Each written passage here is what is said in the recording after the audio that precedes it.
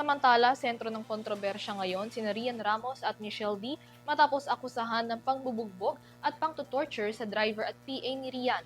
Ang kampo hindi pa raw natatanggap ang kopya ng reklamo ngunit pinabulaanan ang mga nasabing alegasyon. Alamin ang kabuuan ng detalye mula kay Sam Martos.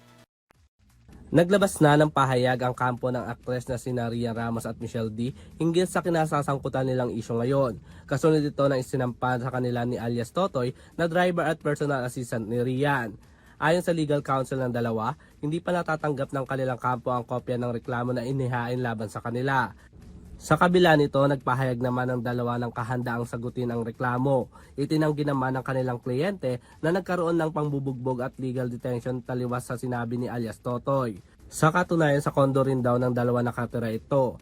Nag-ugat naman ng reklamo matapos pumunta sa NBI ang driver at PA ng aktres at inireklamo ang dalawa na nagkulong sa kanya ng 3 araw at binugbog ito na dahil di umano'y pagnanakaw raw nito ng isang ampaw na may laman ng sensitibong litrato.